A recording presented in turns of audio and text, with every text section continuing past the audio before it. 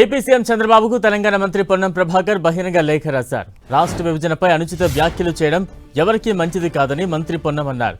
BJP, TDP, Janasena అధినేత వ్యాఖ్యలు సముచితంగా లేవని, రాష్ట్ర విభజన అనుచితంగా జరిగినట్లు చేసే వ్యాఖ్యలు విద్వేషాలు రగిలించేలా ఉన్నాయన్నారు. చంద్రబాబు చొరవ తీసుకుని నేతలకు సర్ది చెప్పాలని, విభజనపై ఎంపీ తేజస్వి వ్యాఖ్యల విషయమై స్పీకర్కు లేఖ రాయాలన్నారు. ఆ వ్యాఖ్యలను లోక్సభ రికార్డుల నుంచి తొలగించేలా చూడాలన్నారు. రెండు రాష్ట్రాలు పరస్పర సహకారంతో అభివృద్ధి పథంలో సాగడం తక్షణ అవసరమని లేఖలో పొన్నం పేర్కొన్నారు.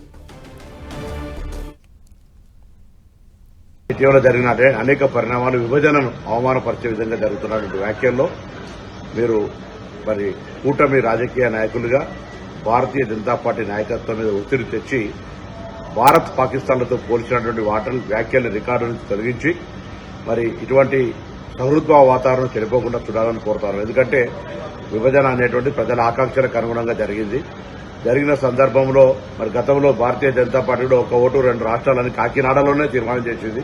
ఇవన్నీ కూడా అనవసరమైన చర్చ. ఇప్పుడు విభజన జరిగి 10 సంవత్సరాలు అయిన తర్వాత కూడా ఇంకా అటువంటి అంశం మీద గెలకడం అనేటువంటిది మనకు మంచిగా. ఇప్పుడు భారతదేశము, పాకిస్తాన్, మరి ఆంధ్రప్రదేశ్, తెలంగాణ ఏ రాష్ట్రం భారతదేశము, ఏ రాష్ట్రం పాకిస్తాన్.